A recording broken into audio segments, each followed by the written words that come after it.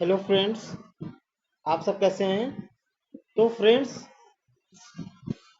हम सब सीटेट की प्रैक्टिस कर रहे हैं। उसमें आज एनवायरनमेंट स्टडीज का पोर्शन यानी ईवीएस की प्रैक्टिस करेंगे। एनवायरनमेंटल स्टडीज का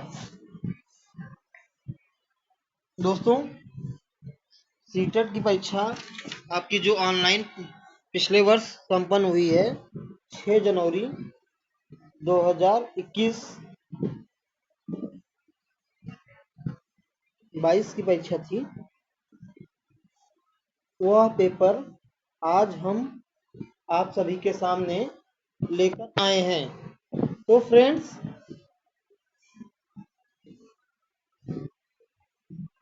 हम सब देखते हैं ईवीएस में जो 30 क्वेश्चन आता है। क्वेश्चन की संख्या कितनी होती है? 30। और 30 मार्क्स का होता है। इसमें नेगेटिव मार्किंग नहीं होता है, यानी एक क्वेश्चन के पीछे एक नंबर होता है। तो हम लोग चलिए देखते हैं क्वेश्चन नंबर ईवीएस में पहला। ये आपका तीसरा पोर्शन होता है, यानी 61वां क्वेश्चन से 61 से 90 क्वेश्चन के बीच में ईवीएस होता है। तो हम लोग देखते हैं इसमें ईवीएस में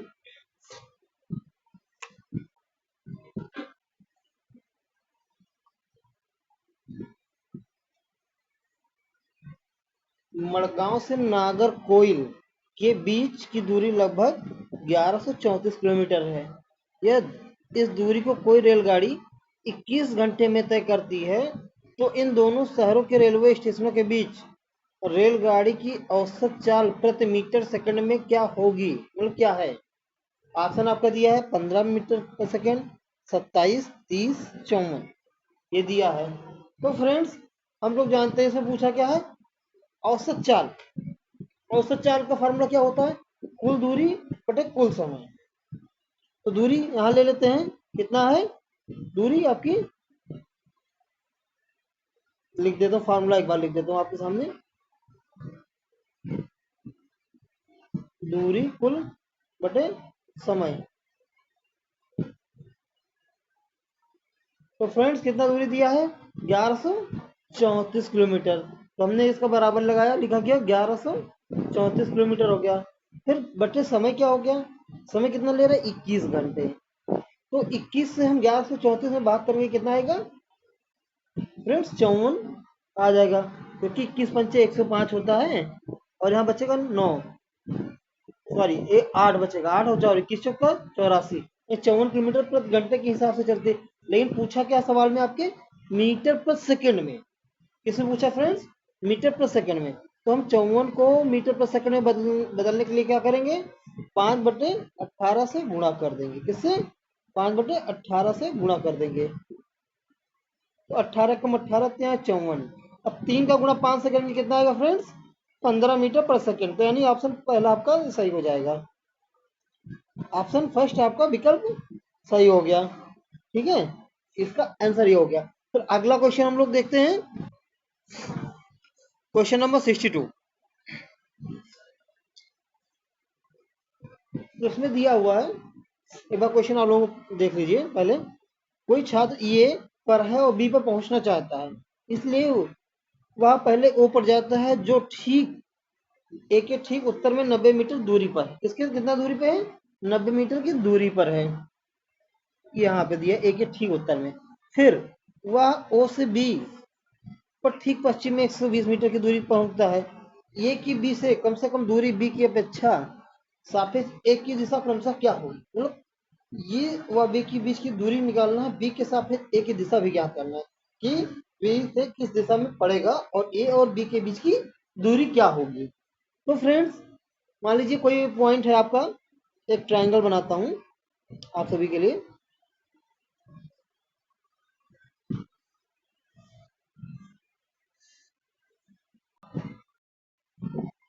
तो फ्रेंड्स, मान लीजिए क्वेश्चन में क्या कहता है? छात्र कोई ए और बी पर पहुंचना चाहता है, तो इसको पॉइंट ए मान लेते हैं और इसको बी मान लेते हैं। ठीक है, ये हो गया ट्रायंगल आपका बना हुआ है। तो मान लीजिए किसी पॉइंट ओ पे वो खड़ा हुआ है। अब ओ क्या कहता है? ओ पहले ओ पर जाता है, ओ से ठीक उत्तर में, यानी उत्तर में इस साइड इसका बी आ गया। बी पे कितना दूरी है इसकी? ओ से ठीक उत्तर में ए की दूरी कितना है? 90 मीटर। इधर कितना हुआ 90 मीटर हो गया। फिर यहाँ से ओ से बी की दूरी क्या दिया है 120 मीटर, इसको मान लिया हमने। ठीक है, ये हो गया आपका क्वेश्चन में दिया है।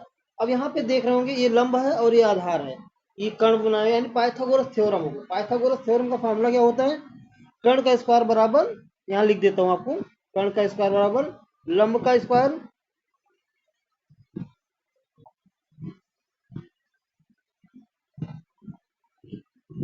एक मिनट रुकिएगा, कर्ण का स्क्वायर बराबर लंब का स्क्वायर प्लस आधार का स्क्वायर होगा फ्रेंड्स।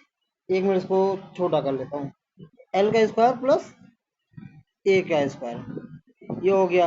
इसमें देखिए कर्ण दिया निकालना है, लंब दिया कितना 90 होगा और 120, 90 का स्क्वायर कितना होगा निकालेंगे प्लस 120 का स्क्वायर, ये हो गया। और इसको रूट लगा देंगे क्योंकि कर्ण निकालना है।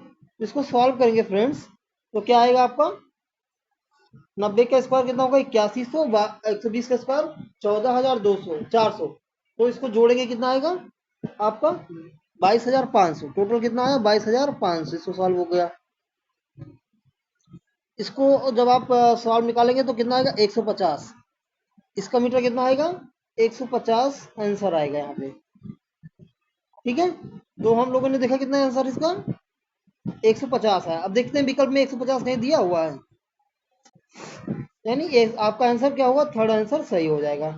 यानी इसका 62 वाले का 150 नंबर, और किस दिशा में था, दक्षिण पूर्व दिशा में हो गया। फिर आगे देखते हैं 63 नंबर, निम्नलिखित में से स्लॉथ के बारे में सही कथन चुनिए।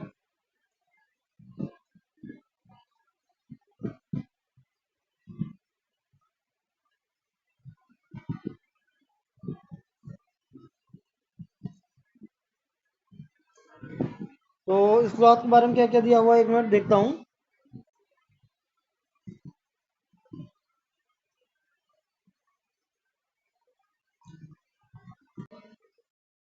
स्लॉथ लगभग 40 वर्ष जीते हैं, दिन के लगभग 17 घंटे वृक्षों की शाखाओं पर उल्टे सिर लटक कर मस्ती से सोते हैं। ये स्लॉथ के बारे में 4 फैक्ट दिया गया है, पूछता कौन सा सही है।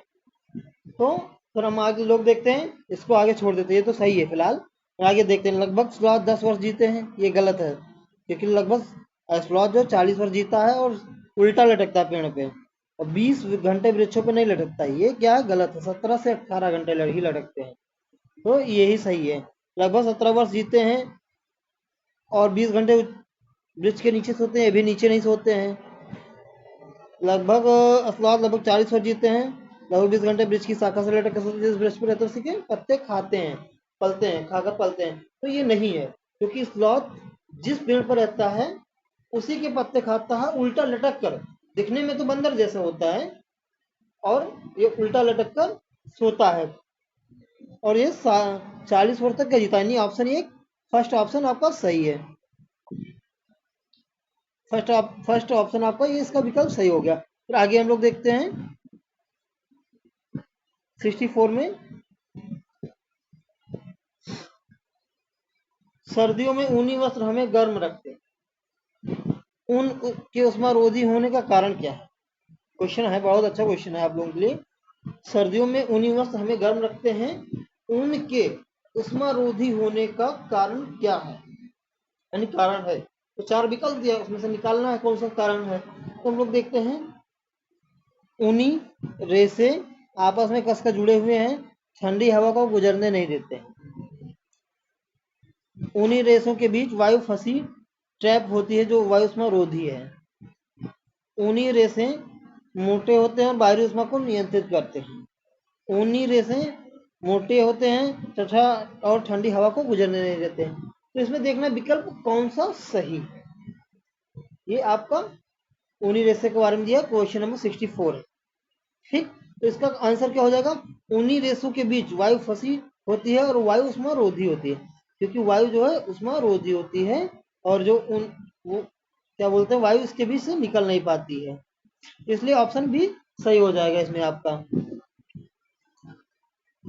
अगला क्वेश्चन देखते हैं 65 नंबर, बहुत अच्छा क्वेश्चन है ये 65 आपका।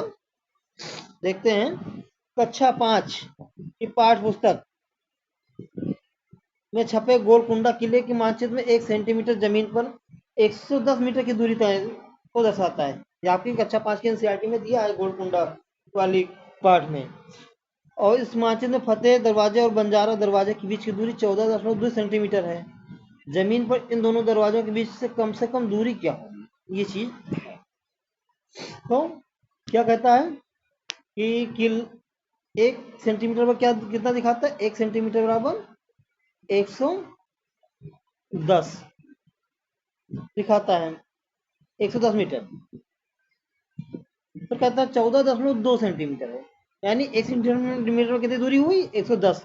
तो 14.2 में कितना हो जाएगा फ्रेंड्स, इसको 110 से गुणा कर देंगे तो अपना सेंटीमीटर में इसकी दूरी पता चल जाएगी कितना दूरी हुई।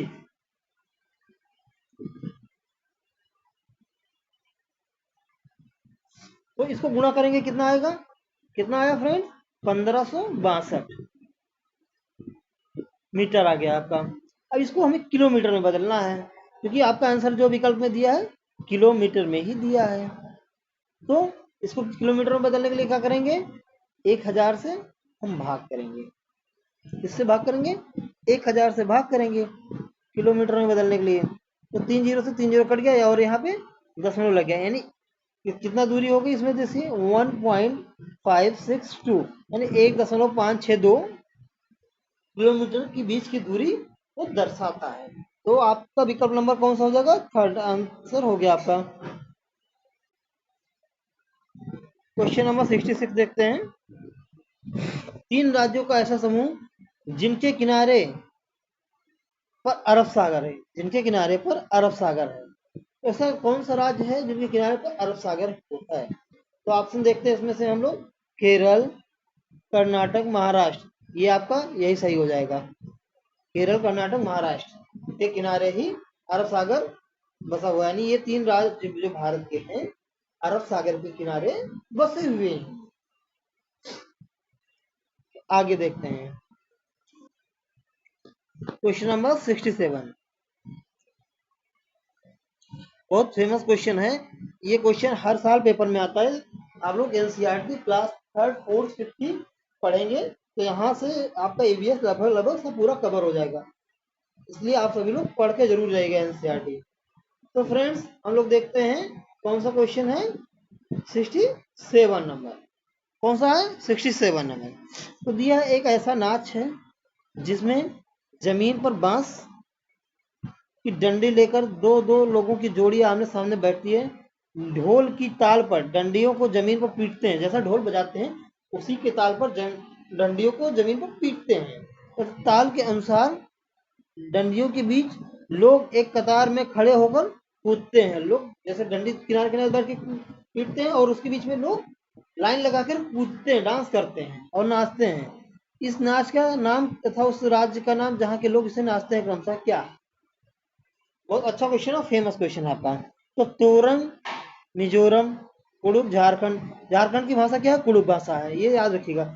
ये कौन सा डांस है, मिजोरम में होता है और चिराव डांस है। कौन सा डांस है, चिराव डांस। क्योंकि इस चिराव डांस में क्या होता है, डंडियों को लोग पीटते हैं और उसके बीच में कतार में लोग खड़े होकर डांस करते हैं और लोग ढोल बजाते हैं, ढोल की ताल पे ही डंडियों को पीटते हैं और उसी पे डांस करते हैं लोग।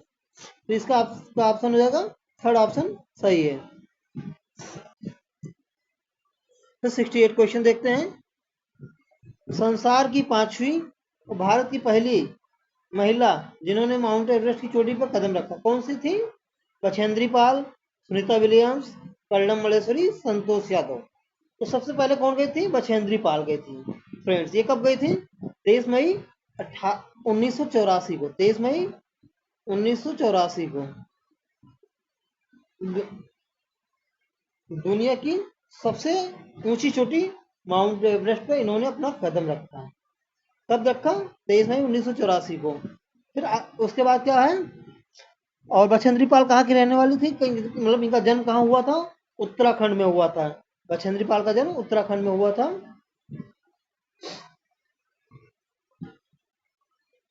अगले आपका फर्स्ट आंसर सही होगा, बछेंद्री पाल। अगला क्वेश्चन देखते हैं 69।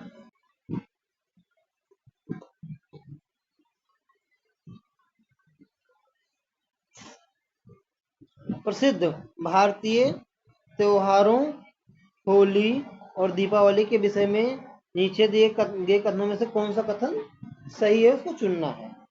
तो प्रसिद्ध भारतीय त्योहार होली और दीपावली के विषय, यानी होली और दीपावली कब मनाया जाता है? ये दोनों त्योहार पूर्णिमा को मनाए जाते हैं।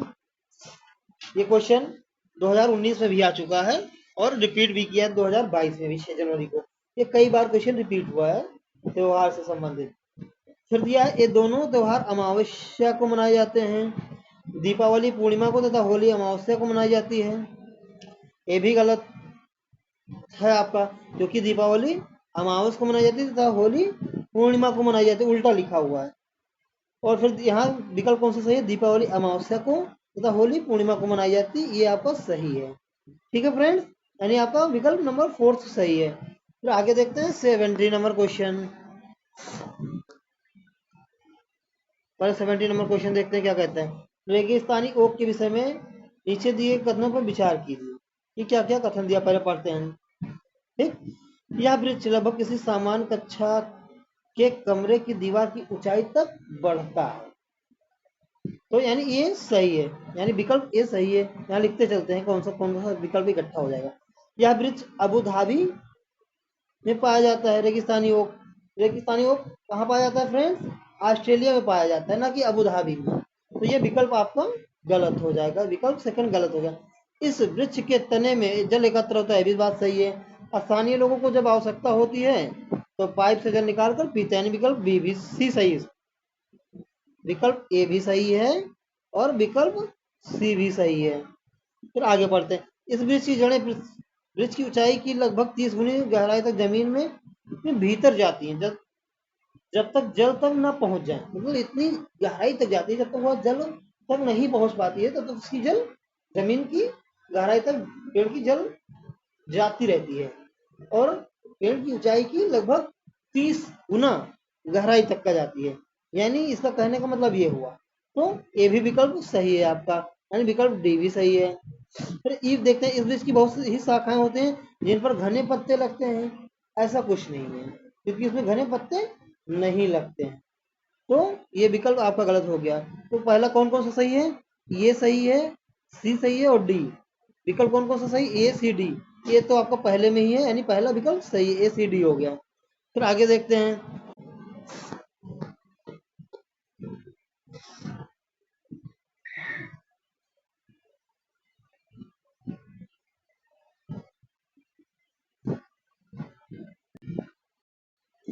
हमारे देश में ऐसे गांव हैं जहां के ग्रामवासी यानी गांव वाले अधिक वर्षा होने के कारण अपने घरों को बांस के खंभों पर जमीन से 10 से 12 फीट यानी 3 से 3.5 मीटर की ऊंचाई पर बनाते हैं।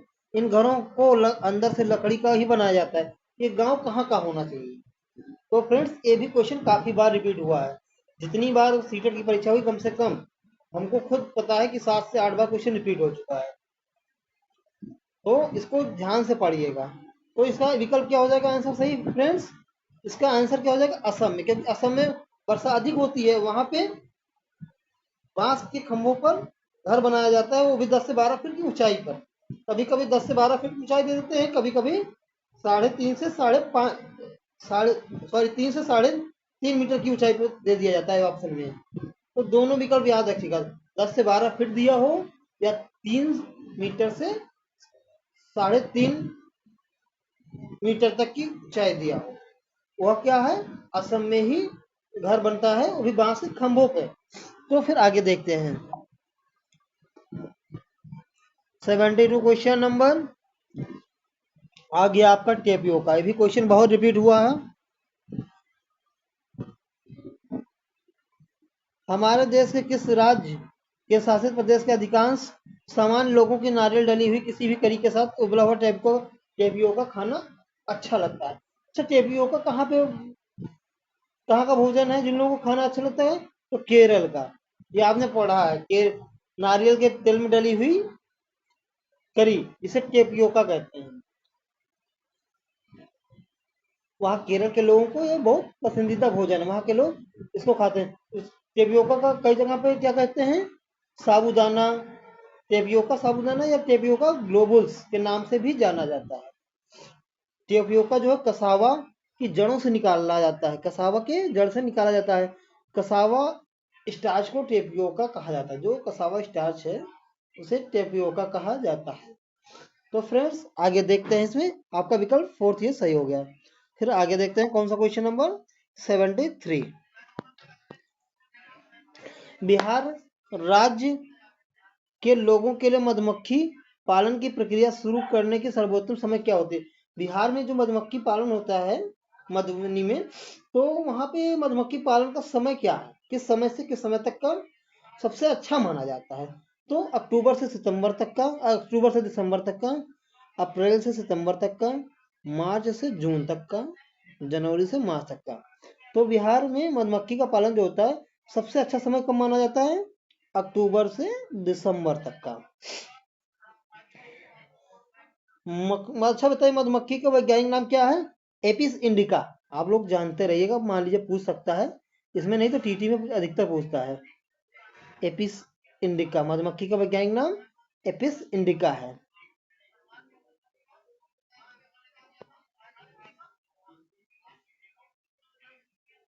एपिस इंडिका हो गया। फिर आगे हम लोग देखते हैं अगला क्वेश्चन 74 नंबर आपका। मानव पोषण के संदर्भ में स्वांगीकरण का अर्थ है, स्वांगीकरण का अर्थ है पचा हुआ भोजन का क्षुद्रांत की भित्त में अवशोषित होना तथा रुधिर वाहिकाओं में प्रवेश करना। अवशोषित पदार्थों का शरीर के विभिन्न भागों में स्थानांतरित होना। पचा हुआ भोजन, पचा हुआ पदार्थ शरीर में जटिल पदार्थों को बनाने में उपयोग करता है। भोजन का वह भाग जिसका पाचन नहीं हो पाता, अवशोषित नहीं होता, बृहदान्त में भेज दिया जाता है। तो स्वांगीकरण का अर्थ है, यानी इस विकल्प में, 4 विकल्प में कौन सा सबसे ज्यादा सही है? तो हम लोग देखते हैं क्या इसमें क्या होगा। पचा हुआ भोजन शरीर में जटिल पदार्थों को बनाने में उपयोग होता है, क्योंकि जो हम खाना खाते हैं वो डाइजेस्ट होता है, हमारे शरीर को, इम्यूनिटी को मजबूत करता है, हमारे शरीर को, बॉडी को डेवलप करता है। तो इसके लिए क्या होगा, पचा हुआ भोजन शरीर में जटिल पदार्थों को बनाने में उपयोग करता है, यानी ऑप्शन नंबर 3 सही हो गया। फिर आइए कौन सा देखते हैं क्वेश्चन आपको 75 नंबर क्वेश्चन देखते हैं। 75 क्वेश्चन में दिया, उस खेत की मृदा के विषय में विचार कीजिए जिसमें कोई किसान रासायनिक उर्वरकों और पीड़क नाशियों का अधिक उपयोग करके अपने खेतों में बार बार धान का फसल उगा रहा है। आपके विचार से इस व्यवहार से उस खेतों की मृदा पर क्या प्रभाव पड़ेगा, यानी उस खेत की मृदा कैसी हो जाएगी, मिट्टी कैसी हो जाएगी? अन्य फसलों के लिए अधिक उपजाऊ हो जाएगी? बिल्कुल गलत, क्योंकि वो बंजर हो जाती है एक ही फसल बार बार बोने से, अधिक खाद कीटनाशक डालने से। केवल धान की फसल के लिए उपयुक्त बनेगी, ऐसा कुछ भी नहीं सही है। वर्ष में कई फसलों के लिए अधिक उपयुक्त बनेगी, ये भी गलत है। कुछ समय बाद बंजर हो जाएगी, यानी विकल्प नंबर 4th सही है आपका। कौन सा सही है? 4th सही है 70 का। फिर आगे देखते हैं 76 नंबर आपका क्वेश्चन है, पर्यावरण अध्ययन में गृह अधिविन्यास का उद्देश्य क्या है? गृह अधिविन्यास का उद्देश्य क्या है? ये क्वेश्चन नंबर आपका कौन सा है? 76। तो पुनरावृत्ति एवं सुदृढ़ीकरण, ऐसा कुछ नहीं है। घर पर समय का सदुपयोग, विद्यालय में सीखी संकल्पनाओं में दक्षता, सीखने का विस्तार, गृह अधिविन्यास, जो घर पे अधिविन्यास मतलब उसका फैलाव हो, उसे ही सीखने का विस्तार कहेंगे।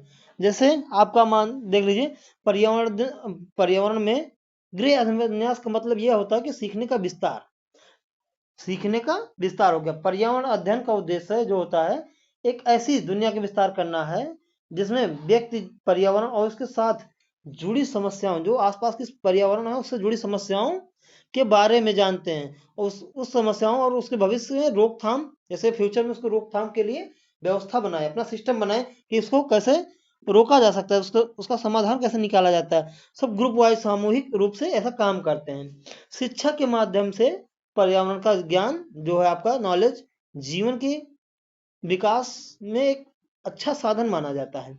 इसका उद्देश्य जो है व्यक्ति में शारीरिक विकास, मानसिक विकास और का एक प्रबल साधन है, इसके सहायता से व्यक्ति के में शारीरिक विकास, मानसिक विकास आसानी से होता है गृह विन्यास में, क्योंकि वो विस्तार का प्रभाव करता है।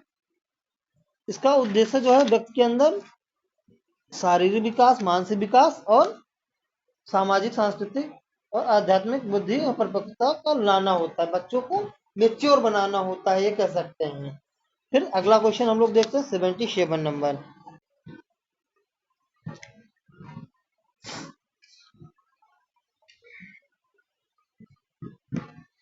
शीला ने कक्षा 3 के विद्यार्थियों को पढ़ने के लिए उपकरण पस लिया। कौन सा लिया? पढ़ाने के लिए उपकरण पस लिया।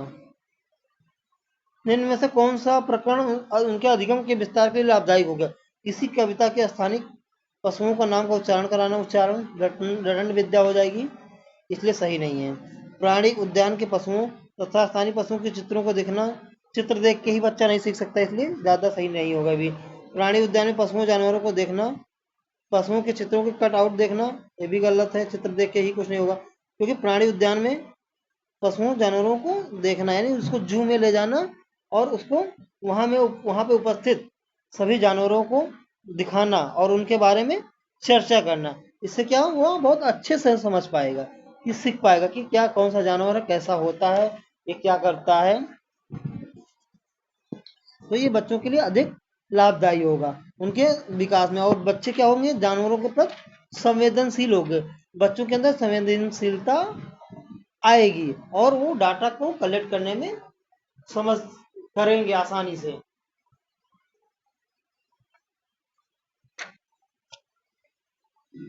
फिर आगे देखते हैं 78 क्वेश्चन नंबर।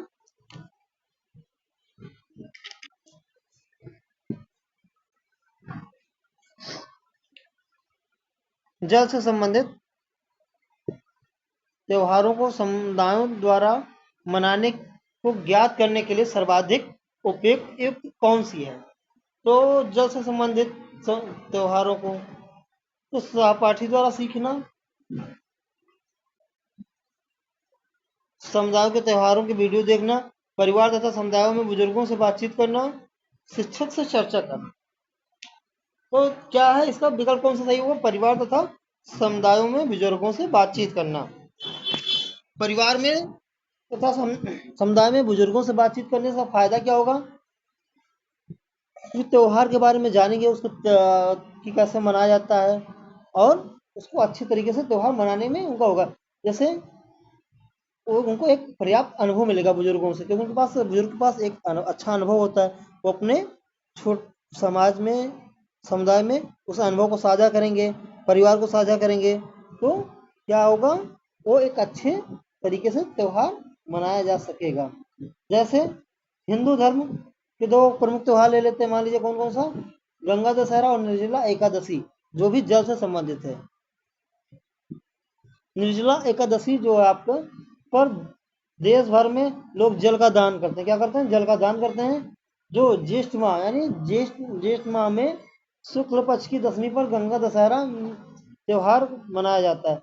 इस दिन गंगा स्नान का बड़ा पुण्य माना जाता है, बड़ा महत्व माना जाता है। तो हम लोग इसके आगे देखते हैं, क्या क्वेश्चन नंबर 79।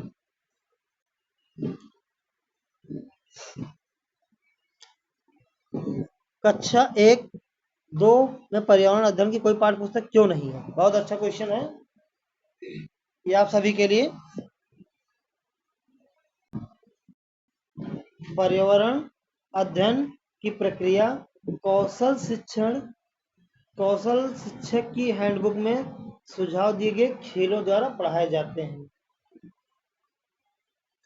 पर्यावरण अध्ययन की महत्वपूर्ण संकल्पनाएं शिक्षकों द्वारा संचालित पारस्परिक क्रियाकलापों द्वारा पढ़ाए जाते हैं। पर्यावरण अध्ययन से संबंधित संकल्पनाएं और कौशल भाषा तथा गणित के द्वारा सिखाए जाते हैं। पर्यावरण अध्ययन से संबंधित संकल्पनाएं और कौशल भाषा शिक्षण द्वारा सिखाए जाते हैं। इसमें कौन सा सही है देखते हैं, और इसके बारे में थोड़ा सीखते हैं। सुनिए अब आप लोग,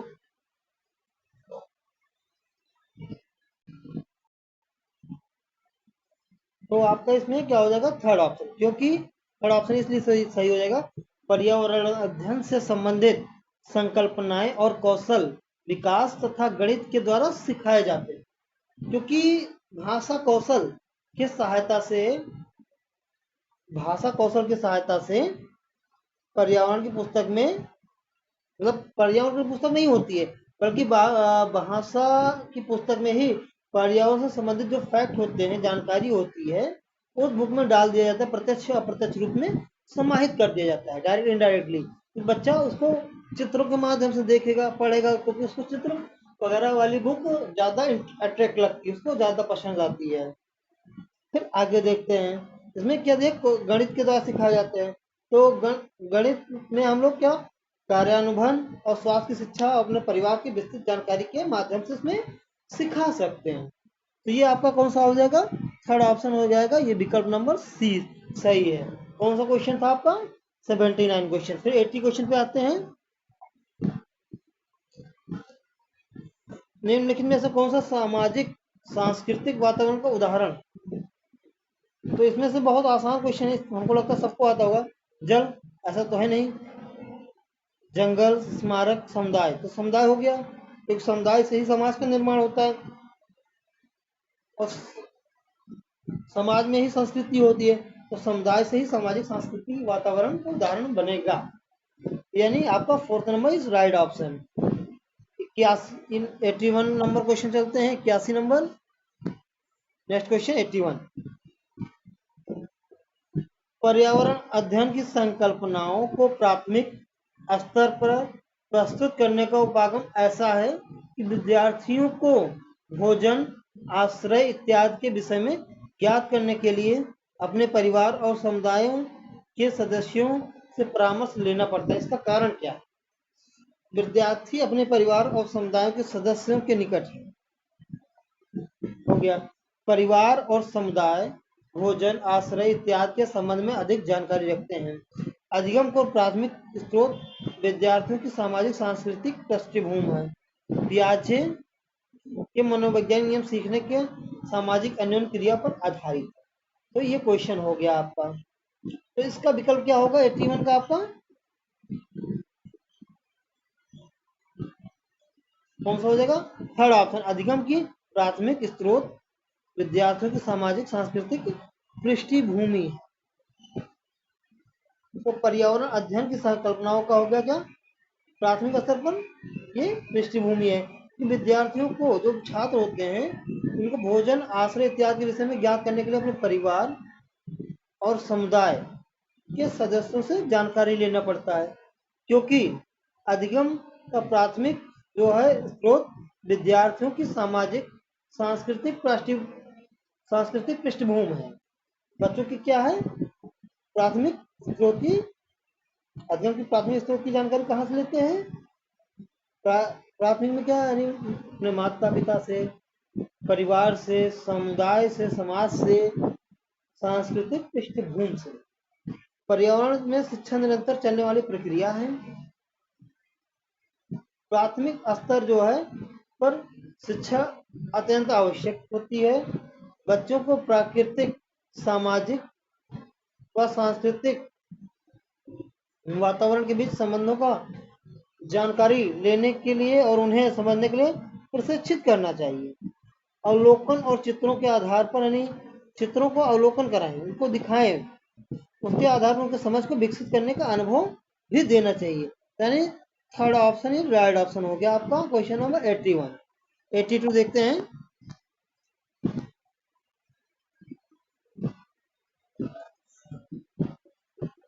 संज्ञानात्मक बाधित विद्यार्थियों को पर्यावरण अध्ययन पढ़ाने की कौन से युक्त सर्वाधिक उपयुक्त है?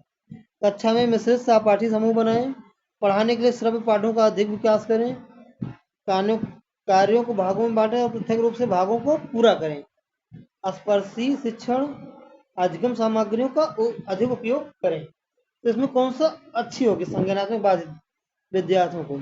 तो इसमें क्या होगा फ्रेंड्स, आपका कार्यों को पहले छोटे छोटे भागों में बांटेंगे, फिर उसको अलग अलग भाग में पूरा करेंगे, जिससे कि छोटे छोटे टुकड़े में काम हो जाएगा, तो काम आसानी से कंप्लीट भी हो जाएगा और बच्चों को भारी भी नहीं लगेगा, बच्चा बोर भी नहीं होगा, इंटरेस्ट के साथ काम करेगा, रुचि के साथ अपने। इसलिए आपका विकल्प नंबर सी सही है। कार्यों को भागों में बांटेंगे और पृथक रूप को भागों में पूरा करेंगे अलग अलग। जीन पियाजे ने इस बात पर बल दिया कि बच्चे संसार के बारे में अपनी समझ को रचना सक्रिय रूप से करते हैं, यानी जो रचना करते हैं एक्टिव रूप से करते हैं। परिवेश माने समाज में सूचनाएं उनके लिए माने मात्र प्रवेश ही नहीं, बल्कि बच्चे जैसे बड़े बड़े होते हैं उनकी समझ वैसे वैसे विकसित होती जाती है। जैसे बच्चा बड़ा होगा उसी के अनुसार बच्चे का माइंड विकसित हो जाता है, डेवलप हो जाता है। फिर 83 नंबर देखते हैं।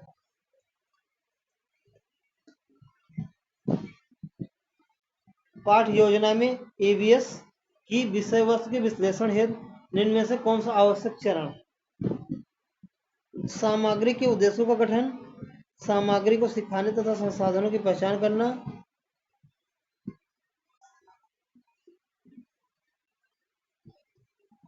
अनुद्देशीय उद्देश्यों के आकलन की परियोजना बनाना, संकल्पना मानचित्र बनाना।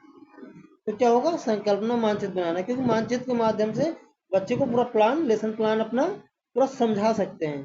कक्षा में जाने से पहले अध्यापक को भी पढ़ाने के लिए पाठ के प्रकरण पर बनाई गई जो भी लेसन प्लान बनाया है उसको खुद पढ़ के आना चाहिए, कि जिससे बच्चे को अच्छे से समझ आ जाए, अपने पाठ्य योजना को अच्छे से प्रिपेयर होना चाहिए।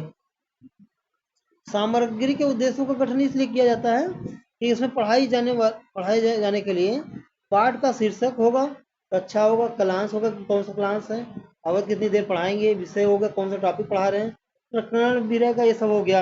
यानी क्या होगा आपका? संकल्पना मानचित्र हम एक एक फिगर बनाएंगे, उसके तहत पढ़ाएंगे तो बच्चों को अच्छे से क्लियर होगा।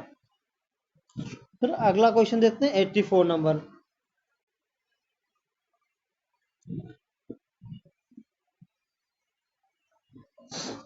सतत एवं समग्र मूल्यांकन में समग्र शब्द संबंधित है।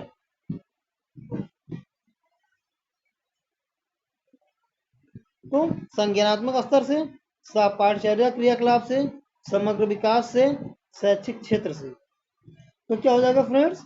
तो समग्र विकास, समग्र मूल्यांकन नहीं, संपूर्ण मूल्यांकन।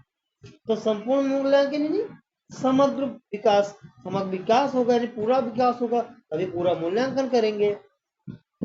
ये हो गया आपका। फिर आगे क्वेश्चन देखते हैं 85 नंबर। तो फ्रेंड 85 नंबर क्वेश्चन क्या दिया आपका?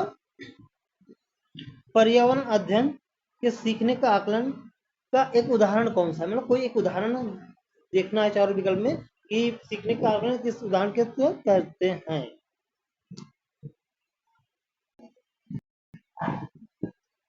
तो कार्य पत्रक के द्वारा विद्यार्थियों को भारत के मानचित्र पर भारत के तटीय राज्यों को खोजना, पहला विकल्प हो गया।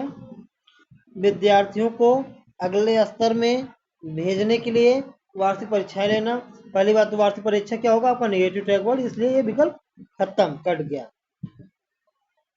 आगे देखते हैं पर्यावरण अध्ययन अवधारणाओं के निष्पादन के स्तर को ज्ञात करने के लिए अर्धवार्षिक परीक्षा। फिर परीक्षा आया नेगेटिव टैग वर्ड, ये विकल्प भी कट गया। अभिभावकों को उनकी उपलब्धियों के विषय में बताने के लिए प्रत्येक इकाई के अंत में परीक्षा लेना। फिर परीक्षा नेगेटिव टैग वर्ड, यानी विकल्प फोर्थ भी कट गया। तो विकल्प फर्स्ट सही है, ऑप्शन नंबर फर्स्ट सही है, यानी फर्स्ट ये सही हो गया आपका।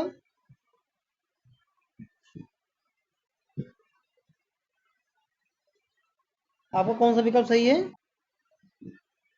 आपका विकल्प नंबर फर्स्ट सही हो जाएगा, ये वाला। फिर 86 नंबर क्वेश्चन देखते हैं। एनईपी के बारे में दिया गया है, क्या कहता है आपका एनईपी? एनईपी 2020 के अनुसार अनुभवात्मक सीखने में वृद्धि के लिए शिक्षण शास्त्रीय अभ्यासों का चुनाव कीजिए। तो फ्रेंड्स, पर्यावरण अध्ययन की चुनिंदा अवधारणाओं पर ध्यान केंद्रित करना, पर्यावरण अध्ययन के शिक्षण में कला का एकीकरण करना, पर्यावरण अध्ययन के शिक्षण में कहानी कहने का एकीकरण करना। तो इसमें फ्रेंड्स पर्यावरण अध्ययन के सीखने का आकलन का उदाहरण उपकरण का प्रयोग करना या करवाना, चित्र बनाना होना चाहिए। क्योंकि आकलन सीखने सिखाने की प्रक्रिया का एक आवश्यक अंग माना जाता है, जरूरी अंग माना जाता है। तो बच्चे की प्रगति की नियमित जानकारी ली जा सकती है जिसके सहायता से। तो इसमें देखते हैं क्या सही हो जाएगा फ्रेंड्स आपका ईवीएस में।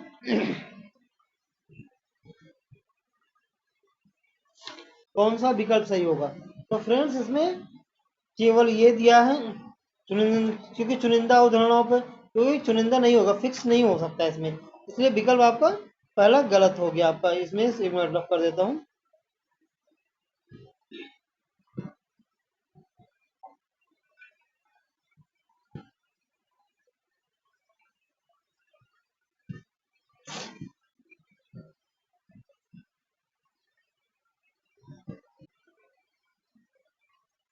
तो आपका पहला गलत हो गया, केवल ये तो होगा नहीं।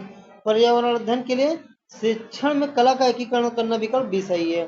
फिर दिया है पर्यावरण अध्ययन के शिक्षण में कहानी कहने का एकीकरण कहानी के माध्यम से भी करना चाहिए, तो विकल्प बी और सी सही है आपका।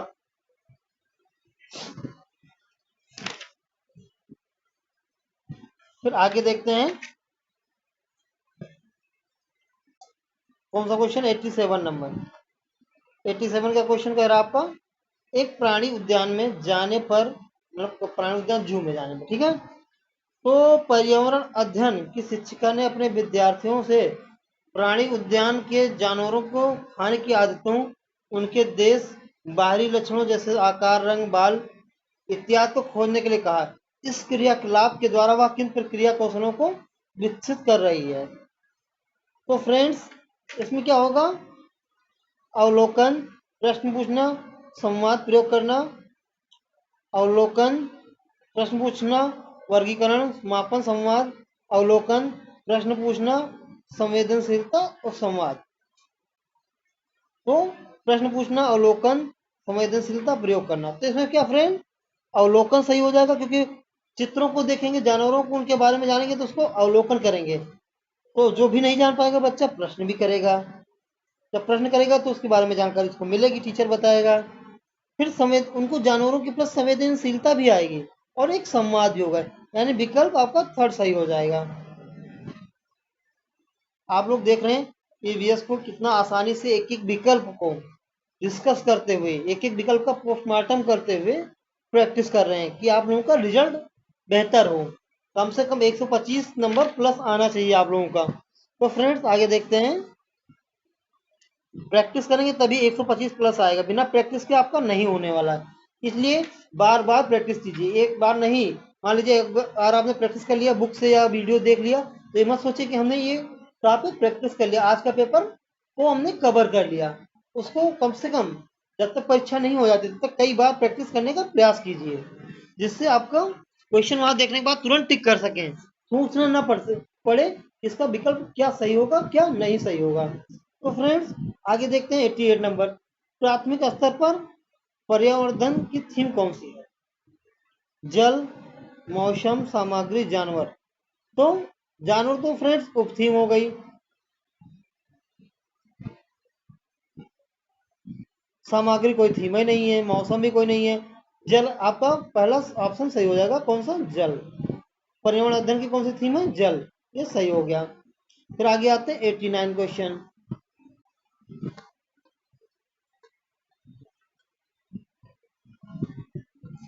पर्यावरण अध्ययन के आकलन में एक शिक्षक कौन से उच्च स्तरीय चिंतन वाले प्रश्न का चुनाव करेंगे? यह है पर्यावरण अध्ययन के आकलन में एक शिक्षक क्या करेगा, उच्च स्तरीय चिंतन वाले प्रश्न का चुनाव करेंगे। हम कौन सी जड़ें खाते हैं? क्या होगा पृथ्वी पर पेट्रोल और डीजल ना हो? पत्तियों का हरा रंग किस कारण से है? बीज बोने से लेकर गेहूं की फसल काटने तक के चरण कौन से हैं? तो इसका कौन सा होगा ऑप्शन, क्या होगा फ्रेंड्स? 89 में बी ऑप्शन होगा, क्या होगा यदि पृथ्वी पर पेट्रोल और डीजल ना हो, आपका विकल्प नंबर 20 सही हो जाएगा। फिर 90 नंबर देखते हैं, लास्ट क्वेश्चन आपका ईवीएस का। 8 विद्यार्थियों के 5 समूहों में से प्रत्येक समूह ने वन्य जीवों के संरक्षण के लिए लघु नाटिका प्रस्तुत की, मतलब एक नाटक प्रस्तुत किया उन्होंने छोटा सा। उनके पर्यावरण अध्ययन की अवधारणाओं की समझ और सृजनात्मक अभिव्यक्ति की सर्वाधिक उपयुक्त आकलन किया जा सकता है पोर्टफोलियो द्वारा, पर्यावरण अध्ययन संपत्तियों की प्रस्तुति एवं समझ के आकलन के लिए रूब्रिक्स द्वारा, प्रस्तुति की अवलोकन और रिकॉर्डिंग द्वारा, पर्यावरण अध्ययन एवं अवधारणाओं को जांचने के लिए प्रस्तुत के उपरांत पेन पेपर परीक्षा। परीक्षा तो निगेटिव टैगोड हो गया, इसलिए विकल्प डी अपने आप निगलेक्ट हो गया, कट गया। फिर हम लोग देखते हैं अवलोकन व रिकॉर्डिंग, ये भी नहीं होगा आपका। पोर्टफोलियो 2 ऑप्शन सही है, पोर्टफोलियो और पर्यावरण अध्ययन संपत्तियों की प्रस्तुत एवं समझ के आकलन की रूब्रिक्स, हमेशा पोर्टफोलियो प्लस होता है यानी पॉजिटिव होता है। और यहाँ पे संपत्तियों की प्रस्तुति यानी उसका कॉन्सेप्ट क्लियर कर रहा है, समझ के आकलन रूब्रिक्स, रूब्रिक्स भी पॉजिटिव होता है, यहाँ दो पॉजिटिव है, इसलिए ये ज्यादा पॉजिटिव है, विकल्प नंबर सेकंड सही हो जाएगा। तो फ्रेंड्स हम लोग इस वीडियो में इतना ही रखते हैं। ईवीएस में आपका 30 क्वेश्चन हमने प्रैक्टिस कराया, जो आपका सीटेट जनवरी की परीक्षा था, और परीक्षा कब संपन्न हुई थी? जनवरी 2022 में संपन्न हुई थी, 6 जनवरी को। उसका पेपर आपने ईवीएस का सॉल्व किया, और इसको अपने दोस्तों को शेयर करिएगा, अपने फ्रेंड्स को, सभी लोगों को। हमारे चैनल को अगर पहली बार विजिट कर रहे हैं तो सब्सक्राइब करना मत भूलिएगा, और लाइक करिए, कमेंट करिए, जो भी आपको लगता है हमारा वीडियो जो कमियां लगती हैं वो बताइए, इससे मैं सुधार भी कर दूंगा आप लोगों के लिए, और जो आपको पढ़ना हो वो ला सकें आप लोगों के लिए। तो फ्रेंड्स धन्यवाद, आप सभी लोग हमारे साथ बने रहें।